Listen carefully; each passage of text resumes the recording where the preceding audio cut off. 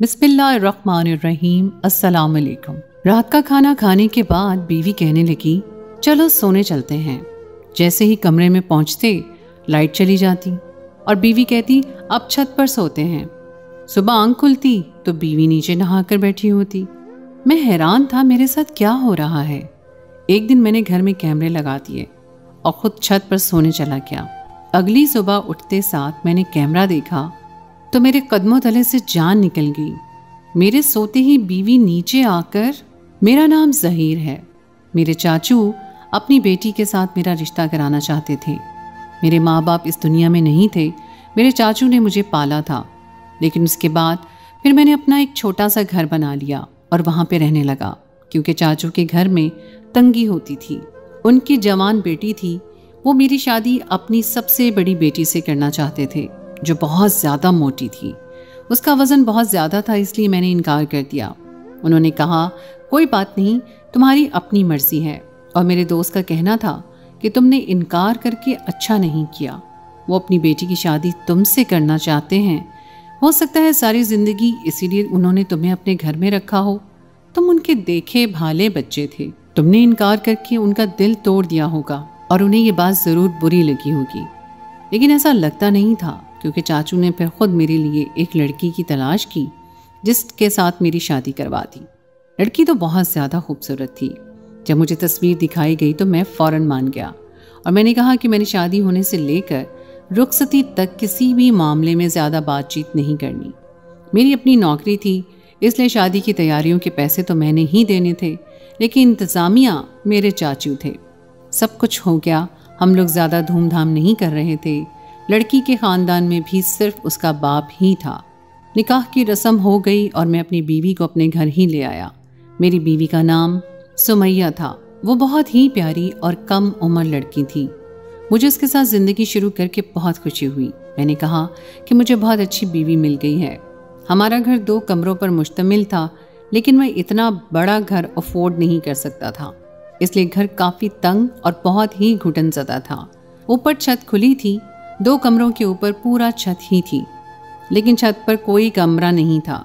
जब हम रात का खाना खा लेते तो मेरी बीवी कहती कि चलें अब सो जाते हैं, लेकिन हमारे सोने का टाइम ऐसा था कि जिस टाइम सोने लगते लाइट चली जाती, वो भी 2 घंटे के लिए।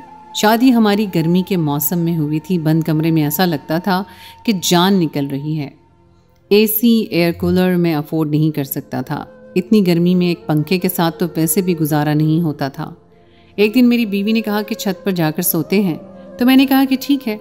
इतनी गर्मी में एक पंखे के साथ तो वैसे भी गुजारा नहीं होता था।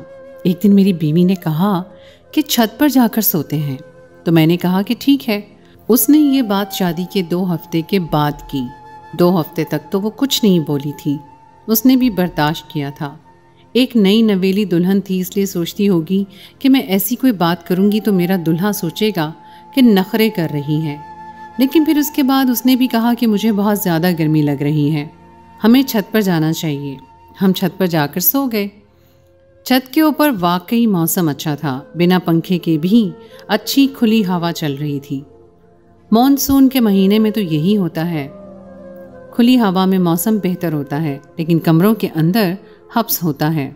एसी भी काम करना छोड़ जाते हैं। सुबह आंख खुली तो बीवी पहलू में नहीं थी। आसपास देखा, वो 2 हफ्ते से तो एक दिन भी इतनी जल्दी नहीं जागी, तो आज इतनी जल्दी कैसे जागी।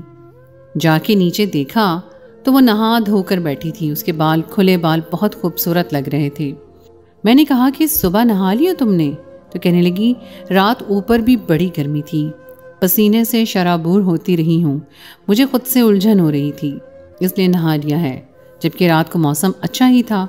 मैंने कहा कि जल्दी उठ गई? तो कहने लगी, सुबह आंखों में रोशनी पड़ गई, सोचा था नीचे जाके कमरे में सो जाती हूँ, लेकिन फिर सोचा कि अब जाग ही गई हूँ तो सोना कैसा।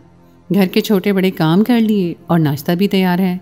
मुझे मेरी बीवी की आदत बड़ी अच्छी लगी थी कि वो सारे काम खुद को साफ सुथरा और खूबसूरत बना कर बैठी होती थी। जब मैं ऑफिस से घर आता था तब भी उसकी यही आदत होती थी। खाना तैयार होता था और वो नहा धो के खुद को तैयार करके रखती थी। वरना औरतें तो पूरे दिन के काम करती हैं। जब शौहर घर में आता है तो उन्होंने अपना सर बांधा हुआ होता है, कपड़े भी नहीं बदलती, उनके पास से मिर्च मसालों की बदबू आ रही होती है। कोई बात करो तो कहती हैं कि सारा दिन घर का काम करके इंसान की ये हालत हो जाती है। अब तुम क्या चाहते हो कि मैं घर का काम भी करूं और फिर हीरोइन बन के बैठ जाऊं? जबकि औरत चाहे तो ये दोनों काम कर सकती है, और अगर औरत ऐसी हो तो वो कभी भी शौहर के दिल से नहीं उतरती, क्योंकि शौहर को तो हमेशा खूबसूरत और सजी हुई बीवी ही अच्छी लगती है। मेरी बीवी हर लिहाज से अच्छी थी, लेकिन कभी कभी छोटी छोटी लापरवाही भी कर जाती थी, लेकिन अपनी गलतियों पर मुस्कुरा कर पर्दा डाल देती थी। जैसे कि खाना बनाना उसे अच्छा नहीं आता था और मुझे उसके हाथ का बना हुआ खाना बिल्कुल भी अच्छा नहीं लगता था, लेकिन मैं सब्र कर लेता था। अगले दिन फिर यही हुआ कि लाइट चली गई। मेरी बीवी ने कहा कि चले आए, ऊपर चलते हैं, नीचे तो लाइट भी नहीं आ रही और नींद भी नहीं आनी।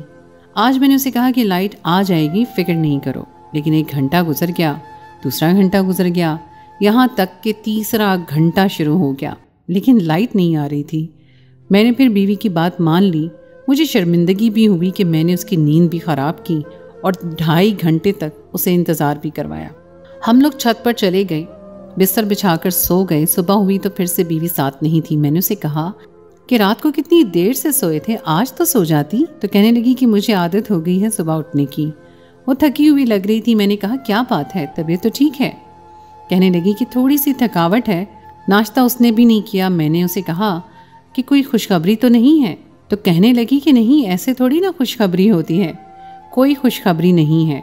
मैंने उसे कहा कि आजकल तो शादी के पहले महीने में ही लोग खुशखबरी सुना देते हैं, और मैं भी इस चाहता हूँ कि हमारी पहली औलाद जल्दी जल्दी आ जाए, दूसरी औलाद को वक्फे के बाद ले आएंगे, ताकि तुम्हें भी आराम का वक्त मिले और पहले एक बच्चे पर तवज्जो दें अच्छी तरह से। मैं भी यही चाहता हूँ कि हमारी पहली औलाद जल्दी जल्दी आ जाए, दूसरी औलाद को वक्फे के बाद ले आएंगे, ताकि तुम्हें भी आराम का वक्त मिले और पहले एक बच्चे पर तवज्जो दें अच्छी तरह से। जब वो 4-5 साल का हो जाए फिर वो दूसरा बच्चा पैदा करेंगे। मेरी बीवी को मेरी इन बातों में कोई दिलचस्पी नहीं थी। वो हाँ में सर हिला रही थी, पर उसको तो खुश होना चाहिए था।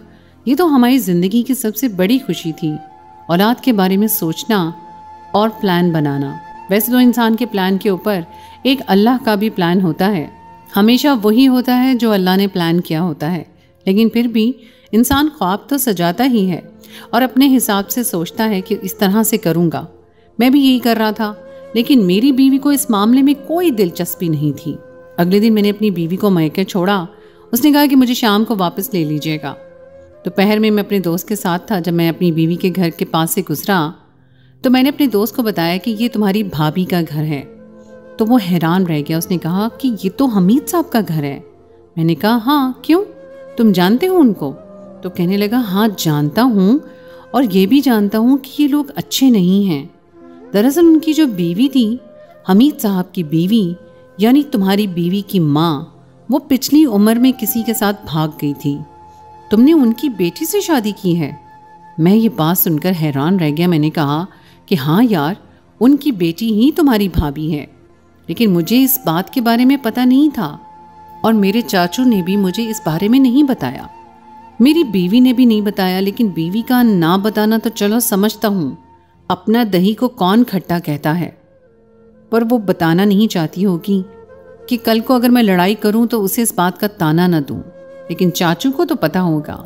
मेरे दोस्त ने कहा कि इस बारे में तो सबको पता है, पूरे मोहल्ले को पता है, और तुम्हारे चाचू तो इस मोहल्ले में पिछले 30 साल से रह रहे हैं, उनको ज़रूर पता होगा।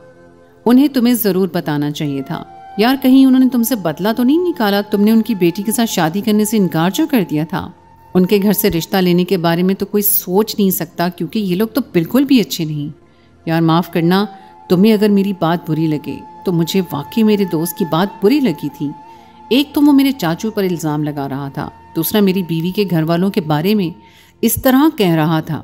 मैंने उसे कहा कि मोहल्लों में बातें आग की तरह फैलती हैं और जो बातें भी होती हैं झूठ होती हैं, और अगर वो औरत भाग गई तो उसमें बाकियों का क्या कसूर है? मेरी बीवी के साथ मुझे रहते हुए 2 महीने होने वाले हैं। मैंने तो अपनी बीवी में इस तरह की कोई हरकत नहीं देखी है कि मैं उसे अकेला भी छोड़ के जाता हूँ, लेकिन फिर भी ऐसी कोई हरकत मैंने तो अभी तक नहीं देखी। ज़रूरी तो नहीं है कि माँ जैसी हो बेटी भी वैसी ही निकले। तुम मेरे दोस्त हो, तुमने एक दफ़ा सुनी सुनाई बात मुझे कह दी, मैंने सुन ली, लेकिन आइंदा इस तरह की कोई बात मेरे सामने न कहना, क्योंकि लोगों के लिए ये घर एक सिर्फ घर है, लेकिन मेरे लिए ये मेरा ससुराल है। और मेरी तो वैसे भी इस दुनिया में कोई फैमिली नहीं है। मेरी बीवी के वालिद साहब मेरे लिए भी बाप की जगह हैं, और उन्होंने कभी अपनी बीवी का जिक्र भी नहीं किया। यही कहा कि उसकी बीवी मर गई है। इसका मतलब है इस औरत के साथ कोई राब्ता उन्होंने नहीं रखा। और अगर एक औरत गुनाह कर दे तो उसकी सजा बाकियों को क्यों मिले? बस छोड़ो, इस बारे में उनकी कोई बात ना करना। मैंने अपनी बीवी से भी इस बारे में कोई बात नहीं की। अल्लाह सबका पर्दा रखे। हर किसी की कोई ना कोई कमजोरी होती है। अगर वो नहीं बताना चाह रही थी तो मुझे उसे बताकर उसका दिल नहीं जलाना चाहिए था। लेकिन अचानक से मेरी बीवी पता नहीं क्यों मुझसे दूर दूर भागने लगी। वो मुझसे ऐसे दूर दूर रहने लगी कि जैसे हमारी शादी नहीं हुई है, सिर्फ मंगनी हुई है और मैं उसे मिलने के लिए आया हूँ। मैं उसे कहता कि मेरे पास आकर बैठो तो वो किसी काम का बहाना कर देती और मुझसे दूर दूर रहती, जैसे मेरे पास आना उसके ज़मीर पर बोझ था और वो दिल से राज़ी नहीं थी। जबकि ऐसी बातों की क्या तुक बनती थी। हमारी शादी हो चुकी थी और हम घर में अकेले भी रहते थे। लोग तरसते हैं ऐसी ज़िंदगी के लिए। लोगों की शादी जॉइंट फैमिली में हो जाती है, वो किसी के सामने एक दूसरे का हाथ भी नहीं पकड़ सकते। लेकिन यहाँ पर तो कोई भी नहीं था और आज मोहब्बत का दिन भी था। मैं उसके लिए फूल और तोहफा लेकर आया। उसने सही तरीके से मुझसे फूल भी नहीं लिए और मैंने कहा कि बाहर चलते हैं तो उसने कहा कि मेरे सर में दर्द है। मैंने कहा लड़कियां तरसती हैं कि शौहर हमें बाहर ले जाए, हमारे साथ अच्छी अच्छी प्यार भरी बातें करें, और तुम हो कि आज के दिन सर में दर्द लेकर बैठ गई हो। चलो मेरे साथ बाहर जब जाएंगी ना तो सर का दर्द ठीक हो जाएगा। लेकिन मेरी बीवी ने बिल्कुल भी इस मामले में लचक न दिखाई। वो मेरे साथ बाहर भी न गई, जबकि मैंने सोचा था कि बाहर जाएंगे, अच्छी सी जगह पर खाना खाएंगे, कोई फिल्म देखेंगे। मैं इस दिन को ख़ास बनाना चाहता था, लेकिन उसने सब कुछ बर्बाद कर दिया। मुझे बड़ा अजीब लगा कि अभी कुछ दिन पहले तक तो बिल्कुल ठीक थी, अब रोज़ की रूटीन बना ली थी। एक दफ़ा काम का बहाना करके जाती तो 3-4 घंटे तक वापस नहीं आती थी। इसलिए रात को हम लोग चुप रहते थे। लेकिन एक दिन बड़ी अजीब सी बात थी कि मेरी बीवी हमेशा मुझसे पहले की तरह उठ जाती थी और नीचे आकर नहा धोकर बैठती थी। उसे रोज़ रोज़ नहाने की क्या ज़रूरत थी? कहीं मेरे साथ कोई चक्कर तो नहीं चल रहा था? क्योंकि मुझे एक ऐसी बात पता चली जो मेरे कदमों तले से ज़मीन निकल गई और मेरे दिल में शक का बीज बैठ गया। और वो बात ये थी कि मोहल्ले की मस्जिद में जुमे वाले दिन नमाज़ पढ़ने गया तो वहाँ नमाज़ पढ़ने के बाद मोहल्ले वालों ने एक दूसरे से रूटीन की बातें करना शुरू कर दी। मैंने कहा कि इतनी ज़्यादा गर्मी है, ऊपर से लाइट पहुँच जाती है, रात वाला जो टाइम उन्होंने बनाया हुआ है वो तो बहुत ही बुरा है, इस टाइम में तो इंसान सोता है। तो सब हैरान होकर देखने लगे कि भाई साहब, बिजली जब 10 बजे आ जाती है तो फिर उसके बाद सुबह 6 बजे ही जाती है। रात 11 से सुबह 4 बजे तक तो बिजली जाती ही नहीं है। आप कैसी बातें कर रहे हैं? मैं हैरान रह गया। मैंने कहा कि रोज़ जाती है, पूरे टाइम पे जाती है, पूरे टाइम पे आती है। हम लोग इतने परेशान हैं, रात को छत पर सोते हैं। तो उन्होंने कहा कि नहीं, ऐसा बिल्कुल भी नहीं है और आपके घर की बिजली में कोई मसला है, आप अपने घर का मीटर चेक करवाएं। मगर इस बात पर मैं हैरान था कि अगर मेरे मीटर में कोई मसला था तो वो पूरे टाइम पे कैसे बंद होता था और पूरे टाइम पर ही कैसे ऑन हो जाता था? इसका मतलब कि कोई घर की लाइट बंद कर दिया करता था। लेकिन कौन इस घर की लाइट बंद करता था? मेरे अलावा तो इसमें भी सिर्फ मेरी बीवी थी घर में और वो मेरे साथ ही लेटी होती थी। फिर मैंने देखा कि हमारे घर में मीटर बाहर की तरफ लगा हुआ था, घर के अंदर नहीं लगा हुआ था। कुछ मीटर अंदर भी लगे होते हैं, कहीं ऐसा तो नहीं कि कोई बाहर से मीटर की तार निकाल देता था। जब मैंने मीटर की तार को देखा तो वो थोड़ी ढीली थी, जैसे उसे आसानी से निकाला जा सकता था। लेकिन ये तो आजकल हालात ऐसे थे कि वापडा वाले अपना काम ठीक से करते नहीं थे। सारे मीटरों की तारें लटकी होती थीं। मुझे समझ नहीं आ रहा था कि किस पर शक करूं। फिर ये सब कुछ क्या हो रहा था? एक दिन मैंने अपनी बीवी से कहा कि आज लाइट चली भी गई है, मुझे ऊपर जाकर नहीं सोना है, मुझे खुली फिजा में ठीक से नींद नहीं आती, मुझे कमरे में ही सोना है। मेरी बीवी ने कहा, लेकिन आपको तो बहुत अच्छी नींद आती है, आप तो बिल्कुल भी नहीं हिलते। मैंने कहा कि तुम्हें यह बात कैसे पता कि मुझे बहुत अच्छी नींद आती है? तुम रात को सो रही होती हो या मुझे देख रही होती हो? वो थोड़ी सी घबरा गई। उसने कहा कि नहीं, आप सुबह भी सुकून से सो रहे होते हैं, इसीलिए कहा था। वो थोड़ा डर गई और मुझे लगा कि मैंने बिला वजह उस पर गुस्सा कर दिया, क्योंकि मेरी नींद वाकई बहुत अच्छी थी। लेकिन फिर भी मुझे कुछ गड़बड़ लग रही थी। पूरे मोहल्ले की लाइट बंद नहीं हो रही थी, तो मेरे घर की लाइट क्यों बंद हो रही थी? कौन मेरे घर की लाइट बंद करता था? मैंने अपनी इस दोस्त से मदद ली जो सीसीटीवी कैमरे लगाने का काम करता था। मैंने अपनी बीवी को उसके मौके भेज दिया और घर में कैमरे लगा दिए। एक कैमरा मैंने अपने बेडरूम में लगवाया, एक सीढ़ी के पास, एक कमरे में और एक बाहर मीटर के करीब। मुझे इस बात की हद तक जाना था और ये बात मैंने किसी और को नहीं बताई कि कैमरे भी छुपा कर लगाए थे। मुझे रात का इंतज़ार था, लेकिन वही रूटीन थी। रात का खाना खाया, फिर लाइट चली गई और हम लोग सोने के लिए छत पर चले गए और रात सुकून से गुजर गई। सुबह उठा तो बीवी नीचे थी, घर के काम कर रही थी और मैं वीडियो के सिलसिले में दोस्त के पास चला गया। उसने वीडियो निकालकर मुझे मेरे फ़ोन पर भेज दी और अब मुझे देखना था कि रात भर क्या हुआ था। लेकिन जब मैंने वीडियो देखी तो मेरे कदमों तले से ज़मीन निकल गई, क्योंकि वीडियो के मनाजिर कुछ इस तरह थी कि जैसे ही हम लोग सोए, यानी कि जिस टाइम हम कमरे में जाते थे उसके 5-10 मिनट के बाद मीटर वाली वीडियो के मनाजिर ये थे कि किसी ने मीटर से तार निकाल दी। उस शख्स ने अपना चेहरा लपेटा हुआ था और वो आसपास देख रहा था। उसके बाद सीढ़ियों के मनाजिर। जब हम लोग उठकर ऊपर गए, मैं आगे था इसलिए मैंने पलट कर नहीं देखा और मेरी बीवी कुछ परेशान लग रही थी और आसपास देख रही थी। फिर ये हुआ कि रात को जब हम लोग सो गए तो मेरे सोने के बाद मेरी बीवी उठी, उसने मेरी तरफ देखा और उठकर नीचे आ गई और मेरे कमरे में जो आखिरी कैमरा लगाया गया था उसके मनाजिर तो मैं बता भी नहीं सकता था। देखकर ही मेरा खून खौलने लगा था।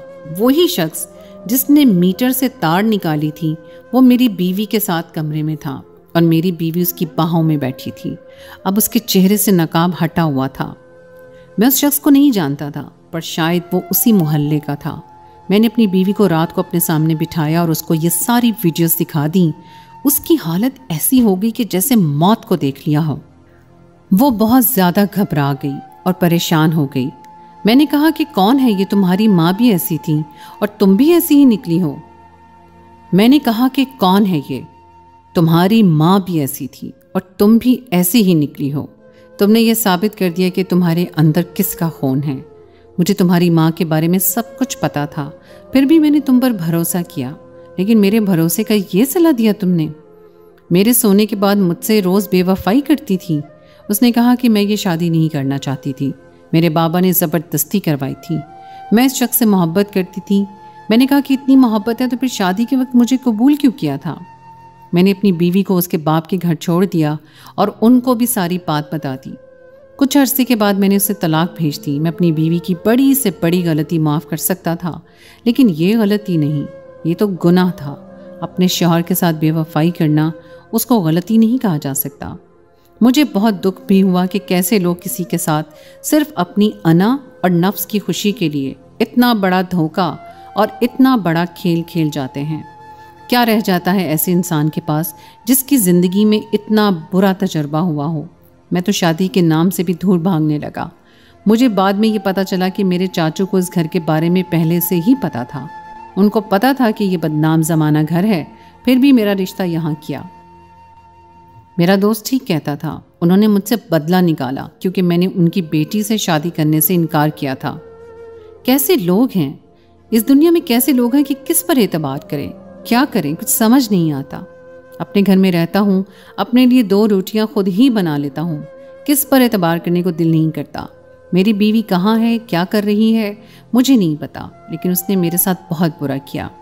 उसे ये करने का हक नहीं था। मैं उसे माफ़ कर देता अगर कोई छोटी बड़ी गलती होती, लेकिन उसके बाद तो मैं उसे माफ़ भी नहीं कर सकता था। मैंने उसे तलाक देकर अपनी ज़िंदगी से निकाल दिया। मर्द के लिए भी औरत को तलाक देना इतना आसान नहीं होता, लेकिन जब वो खुद ये काम आसान बना दे तो फिर मर्द और क्या कर सकता है। अभी भी मुझे दुख होता है, कभी उसे तलाक नहीं देना चाहता था। ये अल्फाज मेरी ज़बान से कभी ना निकलते, लेकिन वो अपने किए पर शर्मिंदा नहीं थी। उसने मुझसे माफ़ी भी ना मांगी और चुपचाप वहाँ से चली गई। तो दोस्तों, ये थी हमारी आज की कहानी। उम्मीद है आपको आज की कहानी पसंद आई होगी। कहानी अच्छी लगे तो उसे लाइक ज़रूर कीजिए, अपने दोस्तों के साथ शेयर कीजिए, और अगर आपने अभी तक हमारे चैनल मेरी आवाज़ को सब्सक्राइब नहीं किया तो उसे फ़ौरन कर लीजिए। अगली कहानी तक के लिए मुझे इजाज़त दें। अल्लाह हाफ़िज़।